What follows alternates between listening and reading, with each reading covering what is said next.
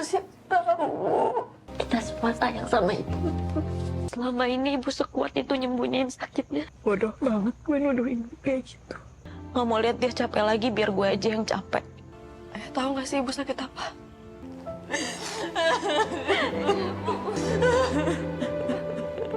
Siapa di sini nih yang gak sayang sama ibunya? Pasti semua orang sayang banget yang namanya sama ibu. Ya, sampai penasaran sayang ke ibu tuh kayak gak bisa diungkapin dengan kata-kata.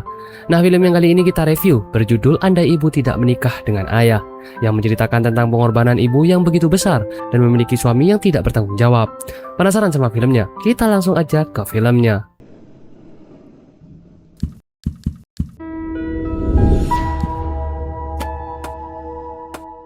Film diawali saat kita diperlihatkan di rumah sederhana. Wulan memiliki 3 anak, yaitu Anis, Alin, dan Asya.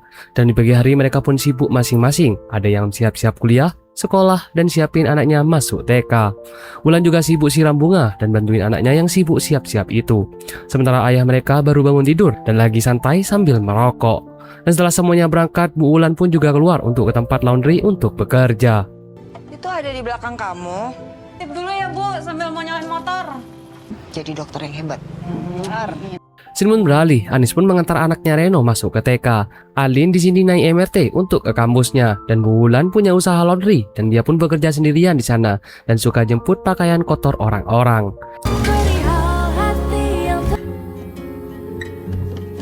Dan di kampusnya Alin pun ambil jurusan kedokteran tapi pakai beasiswa. Dan saat Alin praktek untuk skripsi, tiba-tiba dia dikabari kalau beasiswanya ditinjau ulang apakah bisa bertahan atau tidak. Skripsimu harus diulang.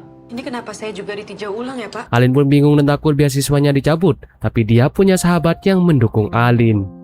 Suami kerja, kita foya. Mau bersaing sama siapa yang lebih miskin apa? Putri cuma ke sana, katanya suruh bersaing. Setelah itu Alin pun dijemput pacarnya yaitu Irfan yang anak orang kaya. Dan saat di rumahnya Anis pun pulang dan dia pun ditanya sama ayahnya kenapa dia belum ada panggilan kerjaan padahal sudah naruh lamaran ke sana ke sini. Kamu kemarin tuh interview banyak, apa nggak ada yang lolos? Ya, nyari aja susah, gimana duduk-duduk doang sambil ngerokok.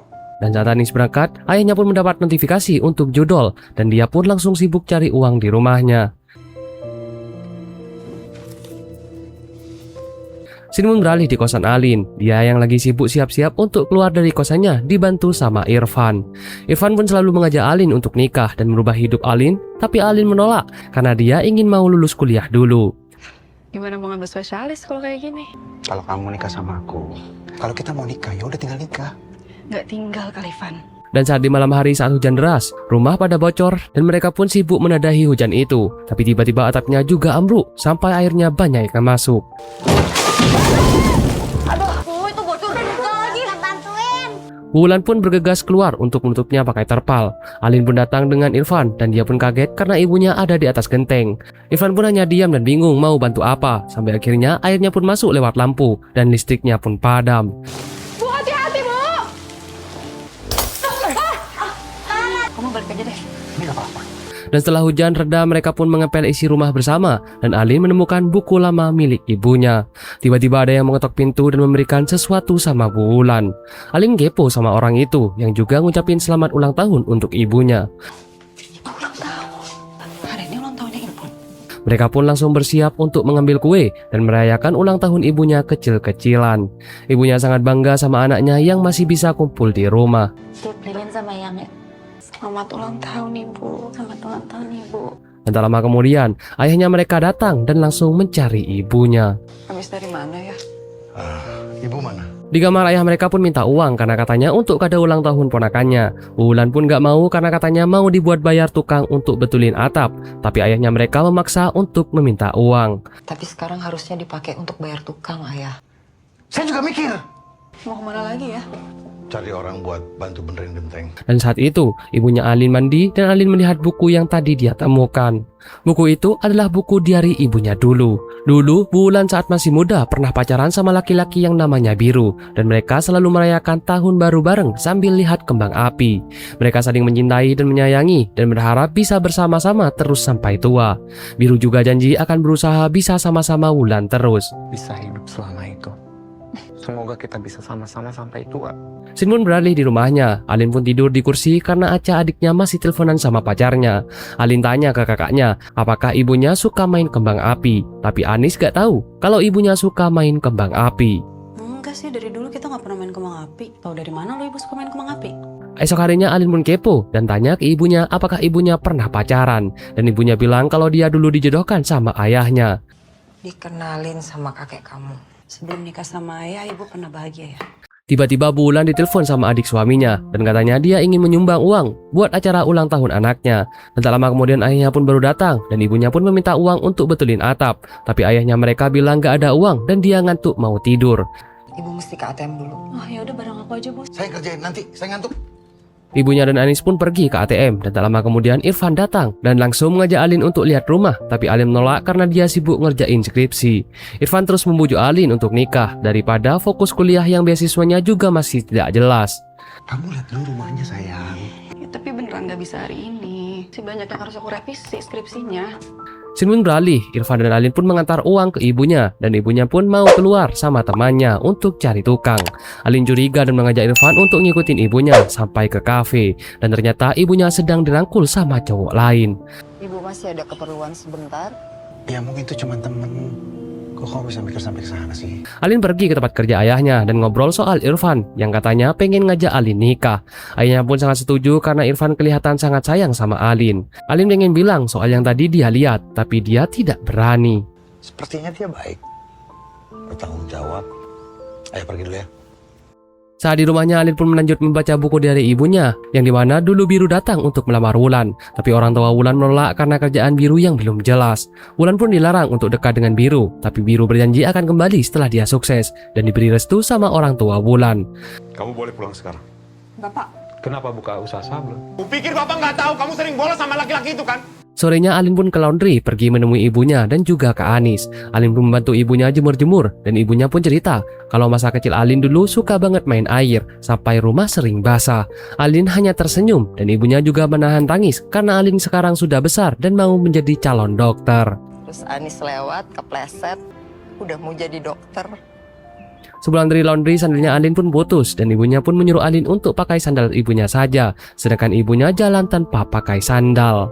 Boleh ini kamu pakai sandal ibu aja. nggak usah. Nggak Aku apa-apa aja. ibu, sambil terapi biar sehat. Sin pun beralih, ayahnya Alin kerjaannya cuma ngopi dan main judi sana-sini. Padahal hutangnya banyak dan tidak bantu cari uang untuk keluarga. Lu berdua perkara rokok sebatang ungkit-ungkit usaha gua. Dan di malam hari semuanya kumpul untuk makan malam, kecuali ayah mereka yang biasa memang jarang di rumah. Ibu mereka selalu menyemangati anaknya untuk terus semangat walaupun hidup terasa berat. Dan di sini ibunya hanya minum jamu karena ibu mereka bilang kalau besok mau ada tukang yang betulin atap. Katanya besok dia mau kirim tukang. Kalau gitu ibu besok bilang pagi aja ya. Alin dan Aca pun pergi beli-beli ke warung. Dia menanyakan soal dokter Andri yang katanya teman ibunya yang sering main ke rumah dan membelikan mereka barang-barang. Alin bilang kalau dia curiga ibunya selingkuh, tapi Aca melarang Alin untuk berpikir seperti itu. Biasanya tuh kalau ke rumah bawain obat kalau ibu sakit, bulan sekali ada. Kok aku nggak tahu ya? Di jalan pulang, Aca pun melihat ada debt collector dan dia pun menarik Alin sembunyi karena katanya debt collector itu pasti nyari ayah mereka. Debt collector itu. Saat di rumahnya, ibunya pun menyembunyikan tangisnya dari anak-anaknya karena habis kedatangan debt collector soal hutang ayahnya. Tadi ada debt collector bu datang. Esok paginya, Alin pun melihat ibunya dan dokter Indra di luar. Alin dikenalkan dengan dokter Indra yang memang baik kepada mereka. Saat dokter Indra pulang, ayah Alin pun datang dan tanya dia siapa tadi yang datang. Dan Alin bilang itu adalah tukang atap. Tukang ya? Bagus amat mobilnya. Beberapa hari kemudian, Alin sekeluarga pergi ke rumah tantenya untuk acara ulang tahun keponakan mereka. Di sana Irfan juga ikut untuk dikenalkan ke anggota keluarga yang lain. Udah mau nikah mereka? Saat acara dimulai, ayahnya Alin dengar gosip kalau dirinya diomongin pernah pinjam uang ke mantan suaminya Anis. Dia pun marah dan pergi nyamperin Anis dan nanyain kenapa mantan suaminya harus koar-koar ke orang-orang. Di sana emosi Anis juga sudah tak terbendung. Anis pun berantem sama ayahnya sampai semua orang melihat ke arah mereka. Alin dan ibunya pun berusaha menenangkan keadaan mereka karena malu sudah bikin masalah di acara orang. Nggak, masalah lo tuh apa sih Kak sama Irfan? Jangan nyalahin ayah. Itu emang suamimu kasar. Emang lo pernah cerita ke gue soal rumah? Saya juga ikut berusaha, Anis. Dan saat di perjalanan pulang, mereka hanya diam-diaman karena habis berantem tadi.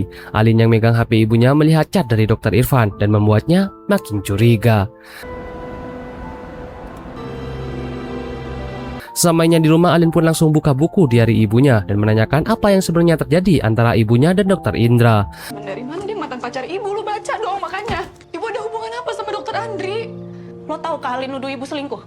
Lo nggak sadar ya selama ini yang penting tulang buat kita tuh siapa? Kalian semua tega banget sama ayah. Ternyata obrolan mereka didengar sama ayahnya Alin dan membuatnya langsung emosi.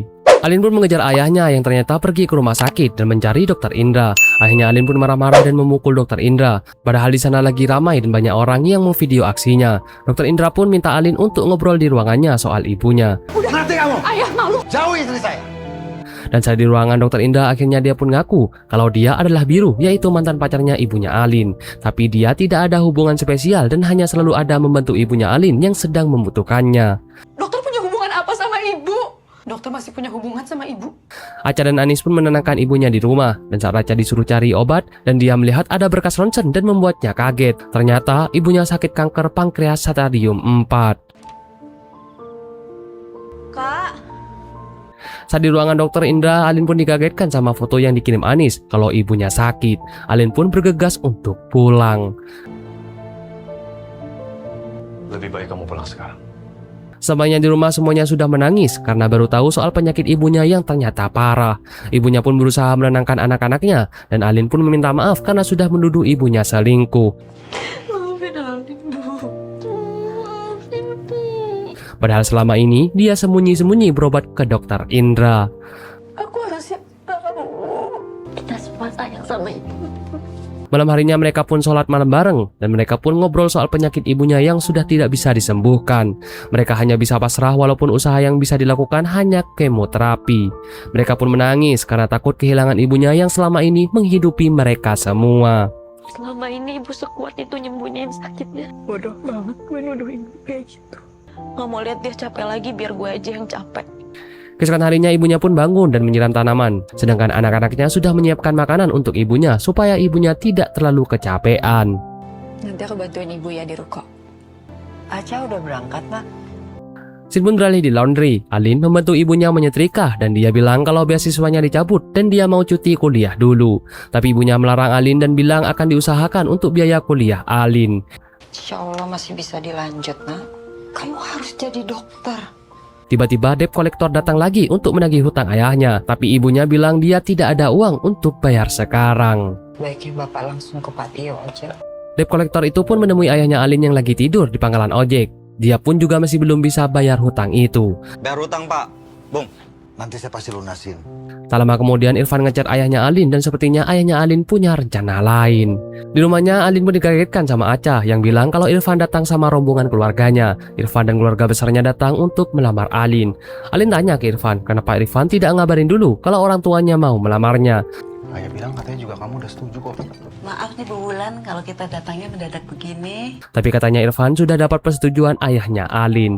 Irfan juga cerita kalau ayahnya Alin pinjam uang 70 juta ke Irfan.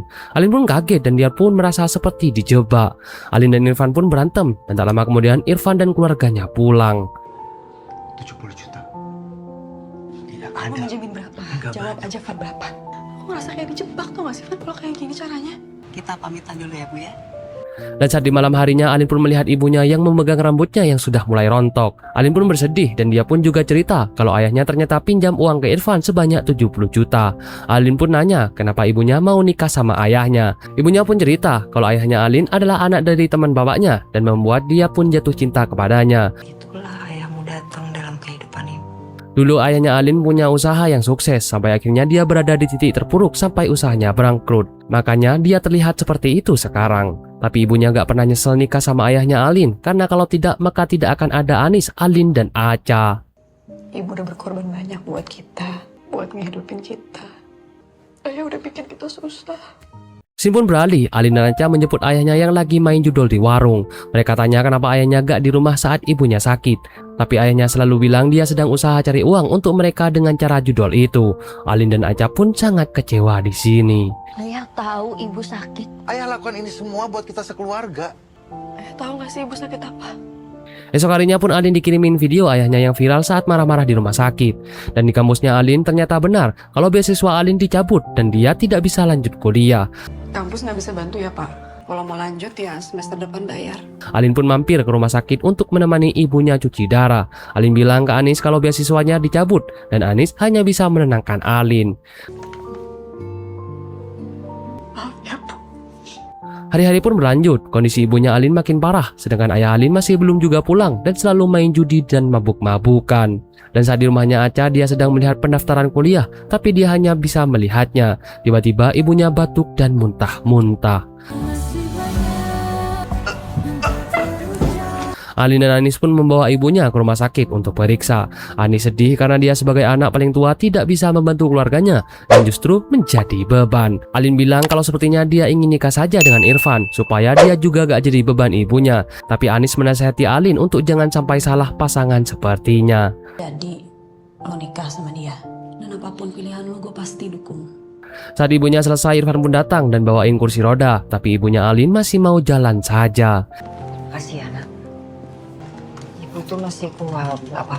Dan keesokan harinya, ibunya mereka lagi seger dan mau masak masakan kesukaan anak-anaknya itu, yaitu sop ayam. Semuanya semangat untuk membantu ibunya memasak. Dan di sini, ibunya terlihat bahagia melihat anak-anaknya yang akur. Di malam hari saat mati lampu, mereka pun juga berkumpul di ruang tengah dan tidur bareng. Ibunya cerita masa-masa kehamilannya dan masa kecil anaknya yang sangat membuatnya bahagia dan tak pernah menyesal memilih hidup seperti ini. Semuanya sedih, bahagia, dan memeluk ibunya erat-erat. Makanya kulitnya cantik. Cinta seorang ibu kepada anaknya. Dan saat tengah malam, ibunya pun kebangun. Dia pun menciumi semua anak dan juga cucu satu-satunya itu dan lanjut tidur lagi sama mereka. Di pagi hari, Alin pun terbangun. Dia pun membangunkan ibunya, tapi ibunya sudah lemas dan sudah tidak ada detak jantung dan nadinya. Alin panik dan memanggil Anis dan Aca, yang ternyata benar, ibunya sudah tiada. Semuanya pun menangis menjerit.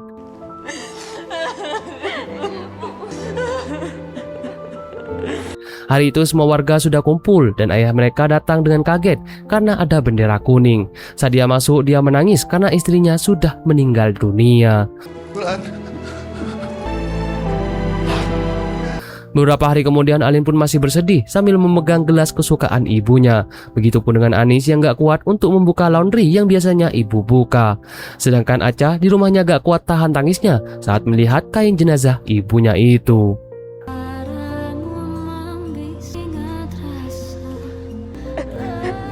Dokter Indra datang ke rumahnya dan menemui Alin dan menitipkan buku tabungan yang selama ini disimpan sendiri sama ibunya untuk anak-anaknya dan sengaja tidak memberitahu ayah mereka. Karena tahu jika ayahnya tahu soal tabungan ini, maka uangnya akan habis.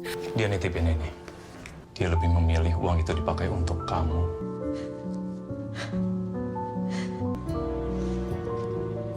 Dan saat di malam hari, Alin makan sama Irfan dan dia pun cerita soal tabungan ibunya yang sangat banyak. Irfan kaget karena harusnya mereka bisa bantu bayar hutang bapaknya Alin, tapi ibunya Alin tidak melakukan itu dan lebih mengutamakan anak-anaknya.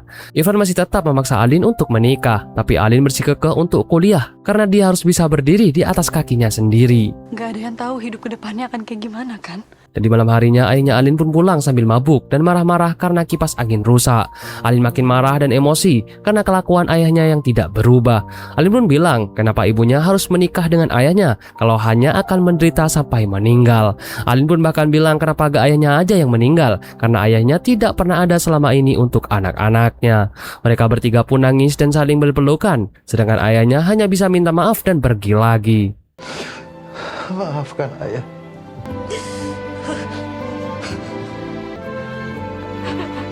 Alin pun melihat tumpukan rambut rontok ibunya di kamarnya dan dia pun lanjut membaca buku diari ibunya. Dan di situ ibunya pun menuliskan kalau dia tidak pernah sedikit pun menyesal sudah menikah dengan ayahnya Alin karena dia bahagia bisa punya 3 anak cantik yang sangat dia sayangi. Karena jika ibunya memang tidak memilih jalan hidup ini, mungkin hidupnya akan lebih baik, tapi dia akan tetap memilih hidup seperti ini karena dia sangat sayang sama anaknya. Setelah ibu melewati masa muda yang penuh, ibu tidak menikah dengan ayahmu. Dia gak akan lahir di dunia ini, nak.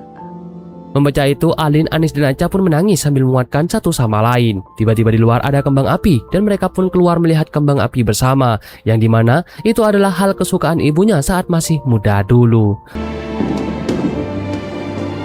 Hari pun berganti, buka laundry dan melanjutkan usaha istrinya. Sedangkan anak-anaknya seperti biasa di rumah dan bersiap-siap beraktivitas seperti dulu saat masih ada ibunya. Gimana guys filmnya? Sedih banget ya. Emang perjuangan seorang ibu itu tidak ada bandingnya guys. Oke deh kalau gitu, sampai ketemu lagi di film-film selanjutnya. See you!